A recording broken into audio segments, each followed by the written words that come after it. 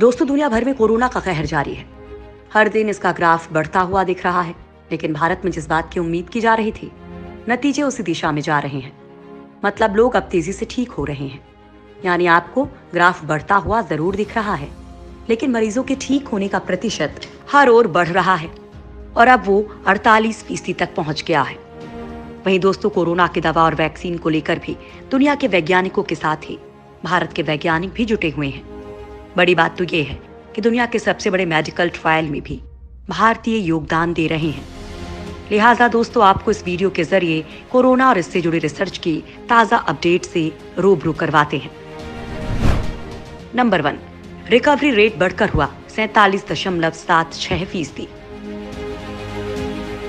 पिछले 24 घंटों में कोरोना वायरस के 8,000 मामले सामने आए हैं और भारत में कोरोना वायरस से संक्रमित मरीजों की संख्या 1,82,000 हो चुकी है। ये आंकड़े थोड़ा डराते जरूर हैं, लेकिन अच्छी बात यह है कि रिकवरी दर भी बढ़कर 48% पर पहुंच चुकी है। ये बेशक एक अच्छी खबर है। पिछले 24 घंटों में 4600 मरीज ठीक हुए हैं। इसी के साथ अब तक कुल ठीक हुए मरीजों की संख्या 87,000 हो चुकी है और एक्टिव मामलों की संख्या केवल 89,995 है। हालांकि कोरोना अब तक भारत में 5,164 लोगों की जान भी ले चुका है। बात अगर दुनिया भर की करें तो कोरोना वायरस का संक्रमण अब तक करीब 60 लाख लोगों में फैल चुका है। करीब 3,70,000 लोगों की मौत हो गई है, जबकि 26 लाख के करीब लोग रिकवर हो चुके हैं। सबसे बुरा हाल अमेरिका का है। अभी संक्रमण के मामले में भारत दुनिया में 9वें स्थान पर है। नंबर 2, वैक्सीन खोज में भारत की बेटी की बड़ी भूमिका। इस वक्त दुनिया में जो सबसे बड़ा वैक्सीन ट्रायल चल रहा है, वो है ब्रिटेन के ऑक्सफोर्ड विश्वविद्यालय का वैक्सीन ट्रायल। इस वैक्सीन ट्रायल को लेकर बड़ी बात यह है कि इसमें भारतीय वैज्ञानिक भी बड़ा योगदान दे रहे हैं।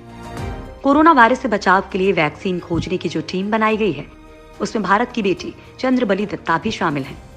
दत्ता कोलकाता में पैदा हुई थी। उन्होंने कहा कि दुनिया की आशाओं के साथ मानवता की सेवा के लिए ऑक्सफोर्ड विश्वविद्यालय के पेशेवरों की जो टीम बनाई गई है, उसमें जगह पाकर वो काफी सम्मानित महसूस कर रही हैं। चंद्रबली दत्ता विश्वविद्यालय के जेनर इंस्टीट्यूट में क्लिनिकल बायोमेन क्यूरिंग फैसिलिटी में काम करती हैं। यहीं पर कोरोना वैक्सीन के मानव परीक्षणों के चरण 2 और 3 में चैडॉक्स 1 नाम के वैक्सीन का ट्रायल चल रहा है। अगर ये सफल रहता है तो कोरोना वायरस से लड़ने में दुनिया को अहम सफलता मिलेगी। ट्रायल सफल रहने पर ये कोरोना का संभावित वैक्सीन भी बन सकती है। दत्ता ने कहा, हम सभी उम्मीद करते हैं कि यह अगले चरण में काम करेगा। पूरी दुनिया इस टीके को देख रही है। नंबर 3, हर्ड इम्यूनिटी पर वैज्ञानिकों की राय। कोरोना वायरस से लड़ने के लिए हर्ड इम्यूनिटी की बात खूब हो रही है, लेकिन CSIR के महानिदेशक शेखर मंडे का कहना है कि ऐसा करना काफी जोखिम भरा हो सकता है। उन्होंने ये भी कहा कि सिर्फ समय से हस्तक्षेप ही इस महामारी को फैलने से कम कर सकता है। सामुदायिक प्रतिरक्षा तब प्राप्त होती है जब आबादी का एक बड़ा हिस्सा किसी संक्रामक बीमारी से प्रतिरक्षित हो जाता है, क्योंकि वे संक्रमित होकर उबर चुके होते हैं या उनका टीकाकरण किया गया हो। जब ऐसा होता है तो रोग के उन लोगों में फैलने की आशंका कम होती है जो प्रतिरक्षित नहीं है। सामुदायिक प्रतिरक्षा आमतौर पर तब काम करता है जब किसी देश की 60 से 70% आबादी प्रभावित हुई हो और किसी भी देश के लिए ये बड़ा जोखिम है। कोई भी देश हस्तक्षेप करेगा ताकि संक्रमण ना फैले। नंबर 4, कोरोना वायरस पर सामने आया नया रिसर्च। कोविड-19 वैश्विक महामारी के स्रोत को लेकर एक नया अध्ययन सामने आया है। अध्ययन में दावा किया गया है कि कोरोना वायरस आकार बदलकर जानवरों से मनुष्यों में प्रवेश करने और उन्हें संक्रमित करने में सक्षम है। अनुसंधानकर्ताओं ने कोविड-19 और जानवरों में इसके प्रकार के प्रारूपों का आनुवांशिक विश्लेषण किया। उन्होंने इस बात की पुष्टि की कि इस वायरस का सबसे निकट संबंधी वही कोरोना वायरस है जो चमगादड़ों को संक्रमित करता है। अनुसंधानकर्ताओं के दल में अमेरिका के अल्पासो में टेक्सास विश्वविद्यालय के अनुसंधानकर्ता भी शामिल हैं।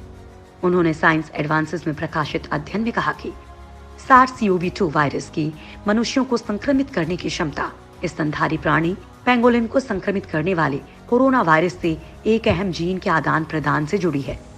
अमेरिका के ड्यूक विश्वविद्यालय के फेंग गाओ ने कहा कि सार्स या मर्स की तरह ये कोरोना वायरस भी अपने आनुवंशिक गुणों में बदलाव करने में सक्षम है, जिसकी मदद से वो मनुष्यों को संक्रमित कर सकता है।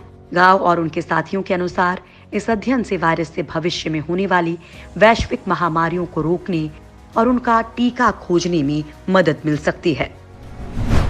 नंबर 5, अब रोबोट करेगा कोरोना की टेस्टिंग। वैज्ञानिकों ने दुनिया का पहला पूरी तरह से ऑटोमेटिक रोबोट तैयार कर लिया है।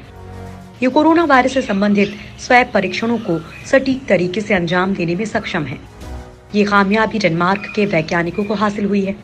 ऐसा दावा किया जा रहा है कि इस रोबोट के बाजार में आने से नमूने लेने वालों के कोविड-19 से संक्रमित होने का खतरा नहीं रहेगा। यूनिवर्सिटी ऑफ सदर्न डेनमार्क के वैज्ञानिकों का कहना है कि लैब में तैयार इस रोबोट को अब खरीदारों का इंतजार है। इसका बड़े पैमाने पर निर्माण होने में 3 से 4 महीने लग सकते हैं।